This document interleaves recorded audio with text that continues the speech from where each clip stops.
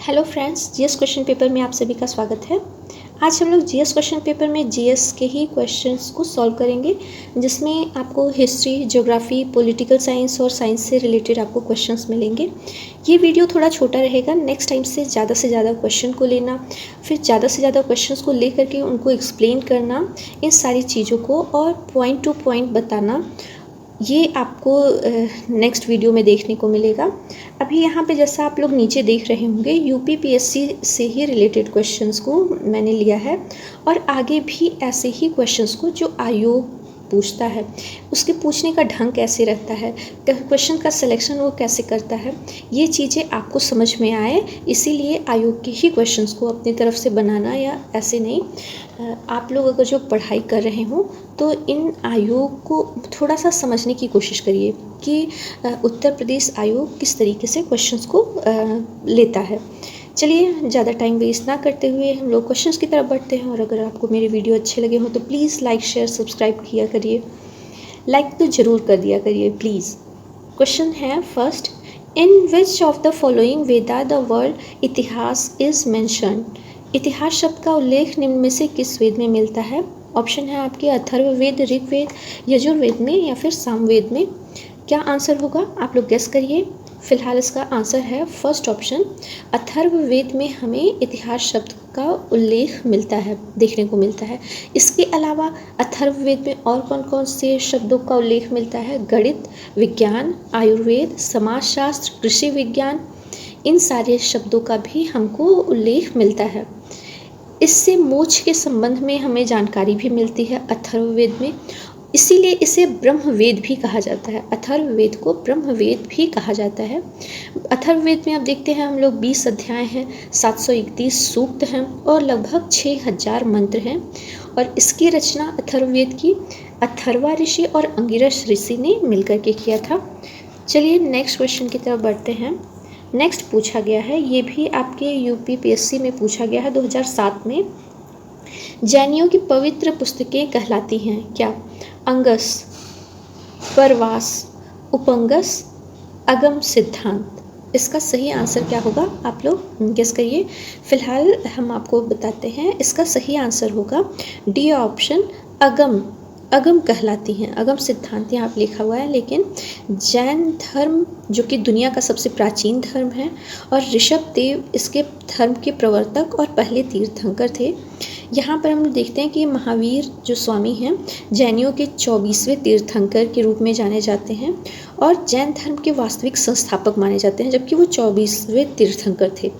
जैन धर्म का सबसे प्राचीन जो ग्रंथ है, धर्म ग्रंथ, अगम ग्रंथ जिसको बोलते हैं, वो 46 पाए जाते हैं और जैनियों की ये सारी पवित्र पुस्तकें कहलाती हैं, जिसमें इनके सिद्धांत, शिक्षाएं और उपदेशों को बताया गया है। नेक्स्ट क्वेश्चन है, निम्नलिखित में से अशोक के किस अभिलेख में धार्मिक सहिष्णुता के सिद्धांत की बात की गई है? ये आपका क्वेश्चन है, यहाँ पर इंग्लिश में भी है। Which of the following inscriptions of Ashoka indicate the principle of religious tolerance. ये क्वेश्चन है आपका इंग्लिश में, यहाँ पर दोनों हैं, तो अगर आप लोग इंग्लिश से भी हैं तो इजी होगा पढ़ने में। नेक्स्ट टाइम हम क्वेश्चन करेंगे कि बाइलिंगुअल क्वेश्चंस को लिया जाए, इंग्लिश और हिंदी दोनों में दिया जाए, क्योंकि बहुत सारे लोग हैं जो इंग्लिश मीडियम से तैयारी कर रहे हैं या साइंस से रिलेटेड हैं, तो वो लोग इंग्लिश में ही नोट्स को बनाते हैं और लिखते हैं। चलिए, इसका आंसर क्या होगा? अशोक का अभिलेख आयोग का फेवरेट है। ठीक है, इस बात को आप लोग ध्यान दीजिएगा। अशोक के अभिलेखों से रिलेटेड कई क्वेश्चंस कई तरीके से पूछे गए हैं।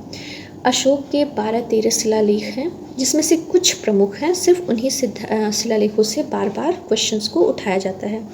वो कौन कौन से हैं? जैसे पहला शिलालेख, दूसरा शिलालेख, तीसरा शिलालेख, इसके बाद 5वां, 11वां, 12वां और 13वां शिलालेख। यही सबसे ज़्यादा प्रसिद्ध है, जो कि आयोग के द्वारा पूछा भी जाता है। यहाँ पर इसका आंसर क्या होगा? फिलहाल हम लोग ये देख लेते हैं कि अशोक के किस अभिलेख में धार्मिक सहिष्णुता के सिद्धांत की बात की गई है। तो इसका आंसर है हम लोगों का फर्स्ट ऑप्शन, ए शिलालेख 12वां। 12वें शिलालेख में धार्मिक सहिष्णुता के सिद्धांत की बात की गई है। इसके अतिरिक्त इस शिलालेख में हमें स्त्री महामंत्रियों की नियुक्ति व सभी के विचारों के सम्मान की बात की गई है। ये नहीं कि सिर्फ पुरुषों के ही बातों का सम्मान दिया जाए, यहाँ पे स्त्रियों के भी बातों, उनके विचारों के सम्मान की बात की गई है। साथ ही मौर्य राजवंश के शासक अशोक के द्वारा कुल अभी तक 33 शिलालेख प्राप्त हुए हैं, लेकिन यहाँ पे जो मैंने बताया है सिर्फ उन्हीं शिलालेखों से ज़्यादा क्वेश्चन पूछे जाते हैं। अशोक के शिलालेखों से की लिपियाँ कौन कौन सी हैं, इससे भी रिलेटेड क्वेश्चन बनते हैं। जैसे शाहबाजगढ़ी और मनसेहरा करके दो शिलालेख हैं, ये खरोष्टी लिपि में लिखे गए हैं, जो कि आधुनिक पाकिस्तान के पेशावर ज़िले में है शाहबाजगढ़ी, और हजारा ज़िले में है मनसेहरा। ये शिलालेख खरोष्टी लिपि में है। तक्षशिला और लहमान जो कि काबुल में स्थित है, इसकी लिपि क्या है, आर्मेयिक लिपि है। फिर एक कंदहार में है शरे कुना करके, ये मैंने अपने हिस्ट्री के, अगर आप मेरा देख रहे होंगे वीडियो प्लेलिस्ट, हिस्ट्री के प्लेलिस्ट में मैंने इसके बारे में डिटेल में बताया है अपने स्टार्टिंग के हिस्ट्री वाले सेशन में। इसमें है शरे कुना कंदहार, वो आर्मेयिक और ग्रीक द्विभाषीय लिपि, मतलब ये है शरेकुना कंदहार वाला, दो भाषाओं में लिखा गया है, द्विभाषी शिलालेख है। इससे भी क्वेश्चंस बनते हैं। चलिए आगे बढ़ते हैं, नहीं तो वीडियो बहुत ज़्यादा लंबे हो जाएंगे। भारत के किस राज्य में फुलहर झील स्थित है, ये आपके ज्योग्राफी से रिलेटेड क्वेश्चन है। In which state of the India is Phulhar lake situated. तो ऑप्शन है आपके उत्तर प्रदेश, मध्य प्रदेश, बिहार और उत्तराखंड। इसमें सही आंसर क्या होगा, तो फुलहर झील जो है वो उत्तर प्रदेश में स्थित है। और इसी फुलहर झील से एक प्रसिद्ध नदी, जो कि आप लोग की जो राजधानी है उत्तर प्रदेश की लखनऊ, उसके किनारे बहती है। लखनऊ किस नदी के किनारे बसा है, तो गोमती नदी के किनारे, और ये गोमती नदी इसी फुलहर झील से ही निकलती है। नेक्स्ट क्वेश्चन की तरफ हम लोग बढ़ते हैं। आगे बढ़ने से पहले क्वेश्चन में आपको ये बताते चलें कि भारत के किस राज्य में किस ज़िले में फुलहर झील स्थित है। ये क्वेश्चन आपकी यूपी SSSC में पूछा गया है। तो ये पीलीभीत ज़िले में है, ऑप्शन में था पीलीभीत ज़िला, पीलीभीत ज़िले में है, और यहीं से गोमती नदी का उद्गम माना जाता है। इसी वजह से इसको गोमत ताल के नाम से भी जाना जाता है फुलहर झील को। नेक्स्ट क्वेश्चन है, निम्न में से कौन सी एक विशेषता भारत के धारवाड़ चट्टानों की नहीं है। पहला है, यह अत्यंत रूपांतरित है, या इसमें हॉरिजॉन्टल लेयर जो होते हैं अनुप्रस्थ परतों के रूप में नहीं पाई जाती हैं ये, और इसमें जीवावशेष नहीं पाए जाते हैं, यानी कि फॉसिल्स नहीं पाए जाते हैं, जीवाश्म नहीं पाए जाते हैं ऐसे। फिर यह खनिज पदार्थों की दृष्टि से सबसे अधिक महत्वपूर्ण है। तो क्या होगा इसमें सही आंसर, कि कौन सी विशेषताएं नहीं हैं। यहाँ पे आप ध्यान दीजिएगा कि ये नहीं है पूछा है, तो इसका सी ऑप्शन सही होगा कि यहाँ पर जीवावशेष नहीं पाए जाते हैं। अब आप लोगों के दिमाग में आ रहा होगा कि क्यों नहीं पाए जाते हैं, तो इसका ये होगा कि धारवाड़ की जो क्रम की चट्टानें हैं ये बनी कैसे हैं। तो प्राथमिक चट्टानें जो आर्कियन क्रम की थी, उनका अपर्दन होता है, निक्षेपण होता है, उसी से ये परतदार चट्टानें बनती हैं, और ये अत्यधिक रूपांतरित हो चुकी हैं, इसलिए इसमें जीवाश्म पाया ही नहीं जाता है। लेकिन यह खनिज पदार्थों की दृष्टि से सबसे ज़्यादा महत्वपूर्ण साबित होती हैं। इस क्रम की चट्टानों का हम कुछ उदाहरण ले सकते हैं। कर्नाटक, जहाँ से मैक्सिमम हमें खनिज पदार्थ मिलते हैं, सोना लोग तो जानते ही होंगे, कोलार की खान। फिर बिसारी, शिमोगा ज़िले में ये सारी चीज़ें जो प्राप्त होती हैं खनिज, धारवाड़ चट्टानों से ही प्राप्त होती हैं, और खनिज पदार्थों की दृष्टि से सबसे महत्वपूर्ण है। बाकी सब तो सही है, बस इसमें जीवावशेष नहीं पाए जाते हैं। ये आपका सही आंसर होगा कि ये विशेषता नहीं है। नेक्स्ट क्वेश्चन है, सिपकीला दर्रा निम्नलिखित में से किस राज्य में स्थित है। ऑप्शन है हिमाचल प्रदेश, सिक्किम, उत्तराखंड और अरुणाचल प्रदेश। तो सिपकीला दर्रा फर्स्ट ऑप्शन सही होगा। सॉरी, पेन नहीं लिया। फर्स्ट ऑप्शन यहाँ हिमाचल प्रदेश सही होगा। सिपकीला दर्रा हिमाचल प्रदेश के किन्नौर ज़िले में स्थित है, और इसी तरह से होकर के शिमला से तिब्बत का मार्ग भी जाता है, और चीन और भारत के बीच में अधिकतर व्यापार जो होता है ना, इसी दर्रे से होता है। और भारत में सतलुज नदी का प्रवेश भी इसी दर्रे से होकर के होता है। नेक्स्ट क्वेश्चन है, चिलैया समिति किससे संबंधित है? ये इकोनॉमिक्स से रिलेटेड क्वेश्चन है। ऑप्शन है आपके कर सुधार, कृषि में सुधार, बैंकिंग प्रणाली में सुधार, या इनमें से कोई नहीं। तो फर्स्ट ऑप्शन इसका सही होगा, चिलैया समिति कर सुधार से संबंधित है। नेक्स्ट क्वेश्चन है, ये भी सूची मिलान वाला है, जहाँ पे एक तरफ पासेस दिए गए हैं दर्रों के बारे में, दूसरे तरफ वो कहाँ पे हैं स्थित, राज्य के बारे में है। इसको मिलाना है आप लोगों को। इसको स्क्रीन थोड़ा छोटा कर देते हैं। अब आया, इसमें है एक तरफ पास बनिहाल दर्रा, जम्मू कश्मीर, रोहतांग सिक्किम, नाथुला हिमाचल प्रदेश, बोमडिला अरुणाचल प्रदेश। इसमें हम लोग अगर जो मिलाते हैं तो बनिहाल कहाँ पे है? ये जम्मू कश्मीर में ही है बनिहाल दर्रा। रोहतांग दर्रा हिमाचल प्रदेश में है, सिक्किम में नहीं। और नाथुला सिक्किम में है, जबकि बोमडिला अरुणाचल प्रदेश में ही स्थित है। तो इसका यहाँ पर सही ऑप्शन हो गया ए का 1, बी का 3, सी का 2 और डी का 4। आइए हम लोग आंसर देखते हैं। इसमें इस हिसाब से बी ऑप्शन सही होता है। ए का 1, बी का 3, सी का 2 और डी का 4। अगर जो इन दर्रों के बारे में बात करते हैं, बनिहाल दर्रा ये पीर पंजाल श्रेणियों में स्थित है। इसी दर्रे से जम्मू से जो श्रीनगर का रास्ता है जाता है, और जवाहर सुरंग भी बनिहाल दर्रे में ही है। रोहतांग में हम देखते हैं कि ये पीर पंजाल की श्रेणियों में ये भी स्थित है, लेकिन इसकी ऊंचाई कितनी है पूछा जा चुका है, क्वेश्चन आपका आया है। तो ये 4631 मीटर है। नाथुला दर्रा ये भारत और चीन में सामरिक महत्व के कारण सबसे ज़्यादा चर्चित भी रहता है और न्यूज़ में भी आता रहता है। ये सिक्किम राज्य में स्थित है, डोगेंग्क्यो करके ऐसे कुछ श्रेणी है उसमें। बोमडिला का हम देखते हैं अरुणाचल प्रदेश के उत्तर पश्चिमी भाग में है, और इसी दर्रे से त्वांग घाटी होकर के तिब्बत हम लोग जाते हैं। नेक्स्ट क्वेश्चन है, निम्नलिखित में से कौन एक भारत के संविधान की प्रस्तावना का भाग नहीं है? प्रस्तावना आप लोग अगर जो पढ़े होंगे, जिसमें कहा जाता है हम भारत के लोग भारत को संपूर्ण प्रभुत्व संपन्न समाजवादी धर्मनिरपेक्ष गणतंत्रात्मक राज्य बनाने की बात होती है। इसमें समाजवाद, व्यक्ति की गरिमा, राष्ट्र की एकता और अखंडता के बारे में तो बात होती है, लेकिन योजनाबद्ध विकास के बारे में बात नहीं होती।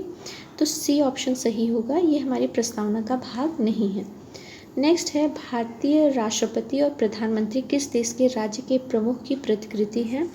ये प्रश्न पीसीएस में पूछा गया है, इसलिए इस तरीके से थोड़ा घुमा करके पूछा गया है। सिंपल लैंग्वेज में अगर जो कहें तो भारत के राष्ट्रपति और प्रधानमंत्री का पद किस देश से लिया गया है? तो ये लिया गया है ब्रिटेन से। यहाँ पर ब्रिटेन सही आंसर होगा, डी ऑप्शन। अब कैसे, इसको थोड़ा सा एक्सप्लेन करते हैं। प्रधानमंत्री तो समझ में आता है, राष्ट्रपति का कैसे? तो जैसा कि भारत और ब्रिटेन दोनों देशों में कैबिनेट जो कि प्रधानमंत्री और मंत्रिपरिषद के कुछ सदस्यों से मिल करके बनती है, एक सामूहिक निर्णय लेने वाली संस्था होती है दोनों जगह। लेकिन यहाँ पर राष्ट्रपति है तो वहाँ पे साम्राज्य हैं, तो जैसे वहाँ की रानी हैं वैसे ही यहाँ पे राष्ट्रपति होते हैं, जो सिर्फ नाम मात्र के राज्य के प्रमुख होते हैं। नेक्स्ट क्वेश्चन है, भारतीय संविधान का प्रारूप सबसे पहले किसने तैयार किया था? ये क्वेश्चन थोड़ा सा आयोग के द्वारा पूछा गया है यूपीपीसीएस में 2013 में। ये थोड़ा सा कंफ्यूजन वाला है, क्योंकि यहाँ पर तो अगर जो प्रारूप समिति की बात करें तो प्रारूप समिति का जब गठन किया गया था 26 नवंबर 1949 को, तो यहाँ पे BR अम्बेडकर सही ऑप्शन बनता है। लेकिन अगर जो किया जाए सबसे पहले किसने तैयार किया गया था, तो सबसे पहले प्रारूप BN राव ने तैयार किया था संविधान का पहला प्रारूप, जिसमें मूल प्रारूप में 243 अनुच्छेद थे, 13 अनुसूचियाँ थीं। तो आंसर फ़िलहाल यहाँ के हिसाब से तो ए है, ऑप्शन के हिसाब से। सही आंसर अगर जो पूछा जाए होगा तो वो होगा B.N. राव ने तैयार किया था पहला प्रारूप समिति का मसौदा। अब साइंस से रिलेटेड क्वेश्चंस की तरफ हम लोग बढ़ते हैं, देखते हैं साइंस से रिलेटेड क्वेश्चंस को सॉल्व करके। साइंस का पहला क्वेश्चन है, सोनोग्राफी में निम्न में से कौन सी तरंगे या किरणें प्रयुक्त होती हैं? ऑप्शन है सूक्ष्म तरंगे, अवरक्त किरणें, पराश्रव्य तरंगे और ध्वनि तरंगे। सही आंसर क्या होगा, आप लोग गेस करिए। इसका होगा सी ऑप्शन, सोनोग्राफी का अल्ट्रासोनिक वेव्स या पराश्रव्य तरंगे, ये रेडियोलॉजी की एक शाखा है सोनोग्राफी, और इसका उपयोग होता है कि शरीर के जो विभिन्न अंग हैं जैसे दिल, पेट आदि, इन सब का जांच किया जाए, और गर्भस्थ शिशु होता है उसकी सभी प्रक्रिया के बारे में जानकारी इसी सोनोग्राफी के माध्यम से मिलती है। ये पराश्रव्य तरंगों पर आधारित होता है, जिस पर चित्रांकन या इमेज तकनीकी के द्वारा हमें इन तरंगों के माध्यम से बनाए जाते हैं, कुछ इमेज या चित्रांकन किया जाता है। अब पराश्रव्य तरंगों का सिर्फ इसी में नहीं उपयोग होता सोनोग्राफी में, इसके अलावा पनडुब्बियों को चलाने में भी उपयोग किया जाता है।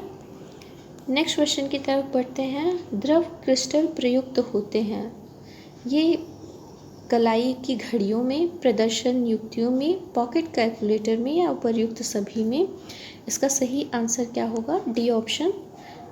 ये तो आप लोग इजीली सॉल्व कर लेंगे, क्योंकि ये जो द्रव क्रिस्टल होते हैं ये एक पतला सा सॉफ्ट डिस्प्ले होता है, जो कि टेक्स्ट या छवि जैसे अपने मोबाइल में हम लोग देखते हैं, वीडियो आदि को इलेक्ट्रॉनिक वीडियो से प्रदर्शित करने का काम करते हैं, और इसी के माध्यम से कंप्यूटर के जो मॉनिटर होते हैं, टीवी होते हैं, और जितने भी उपकरण पैनल के रूप में जैसे आपका मोबाइल भी हो गया, इन सभी का उपयोग हमको डिस्प्ले बनाने के लिए द्रव क्रिस्टल की ही आवश्यकता पड़ती है। ये क्यों द्रव क्रिस्टल का यूज़ करते हैं, क्योंकि ये हल्का होता है, पोर्टेबल होता है, और कम बिजली से ये द्रव क्रिस्टल चलता है, और बड़ी आकृति के भी निर्माण में ये बहुत ही सहायक होता है। इसकी और भी कई विशेषताएं हैं, और इन्हीं विशेषताओं के लिए हमारे दैनिक जीवन में इसका बहुतायत उपयोग होता है। नेक्स्ट क्वेश्चन है, तरंगों की लंबाई सर्वाधिक छोटी होती है? ऑप्शन दिया गया है एक्स किरणों में, वाई किरणों में, पराबैंगनी किरणों में, या फिर माइक्रोवेव में। आपके आंसर क्या होंगे इसमें सही, कि ए ऑप्शन यहाँ पर गामा किरणें जिसको बोलते हैं हम लोग, वाई किरणें, गामा किरणें, इनकी लंबाई सबसे छोटी होती है, लेकिन इसकी भेदने की जो क्षमता होती है अल्फ़ा तथा बीटा किरणों के मुकाबले में ये सबसे ज़्यादा होती है, और ये किरणें गैसों को भी आयनीकृत कर देती हैं। इसीलिए गामा किरणों को फोटोग्राफी फिल्मों को भी प्रभावित कर देती है, जैसे एक्सरे हम लोगों का इसी की वजह से लिया जाता है। चलिए नेक्स्ट क्वेश्चन देखते हैं, जो कि इकोनॉमिक्स से रिलेटेड है। मानव विकास सूचकांक यानी कि ह्यूमन डेवलपमेंट इंडेक्स किस अर्थशास्त्री की देन है? क्वेश्चन बहुत इम्पोर्टेंट है, आप इसको 3 स्टार रेटिंग भी दे सकते हैं। पूछा जा सकता है Adam Smith, Amartya Sen, Keynes या महबूब उल हक? सही ऑप्शन क्या होगा, किस अर्थशास्त्री ने ह्यूमन डेवलपमेंट इंडेक्स, जो कि आजकल के ज़माने में सबसे महत्वपूर्ण है, दिया था? तो ये थे महबूब उल हक। ये पाकिस्तान के अर्थशास्त्री हैं, इन्होंने ही मानव विकास सूचकांक का मानक तैयार किया था। अभी हम देखते हैं एक और सूची मिलान वाला क्वेश्चन, जो कि आपको पता है अगर जो यूपी 8080 से ऊपर जितने भी क्वेश्चन आयोग एग्ज़ाम आयोजित करता है, चाहे रिव्यू ऑफिसर का हुआ, इलाहाबाद हाई कोर्ट का हुआ, या पीसीएस का हुआ, इन सब में ये तो डालता ही डालता है 2-4 क्वेश्चन सूची मिलान से, जैसे ज्योग्राफी का हो गया, कभी करंट का पूछ देता है, कभी किसी बुक्स का, राइटर का, और हिस्ट्री से, डेट से मिलान। यहाँ पर आप देख सकते हैं मिसलेनियस में पूछा गया है, या आप करंट से भी जोड़ सकते हैं कि एक तरफ से सारे डे दिए गए हैं जो इम्पोर्टेंट दिवस हैं, दूसरी तरफ उन किस तारीख को मनाए जाते हैं वो है। आइए इसको सॉल्व करते हैं।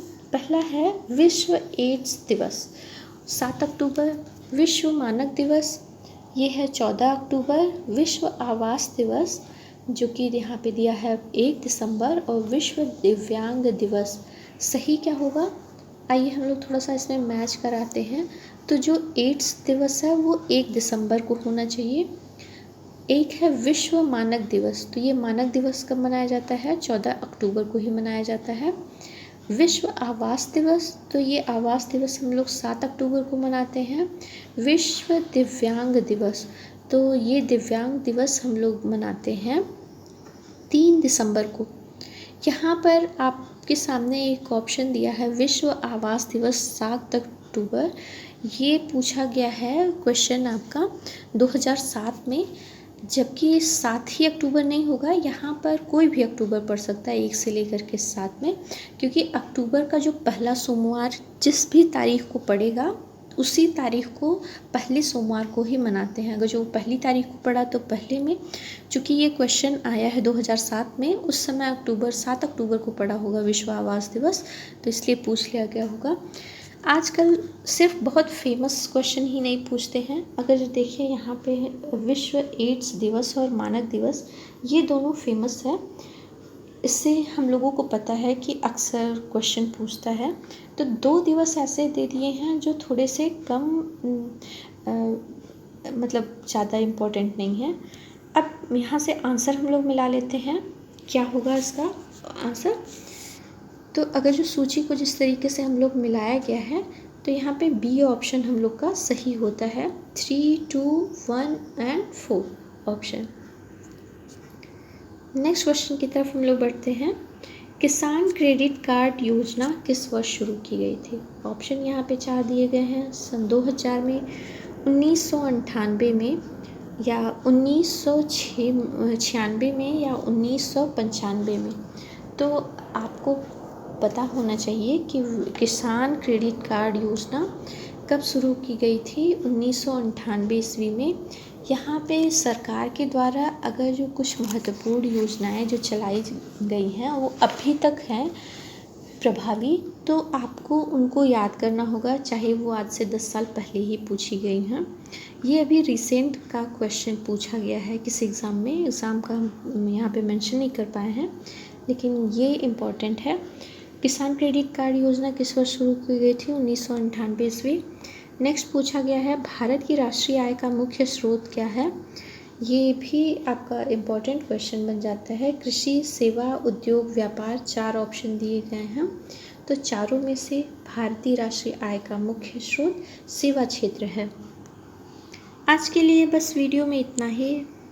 कल से थोड़े और क्वेश्चंस, थोड़े और ऑप्शंस, लेकिन हाँ इतना डिटेल में नहीं, वीडियो को बहुत लंबा नहीं खींचना है।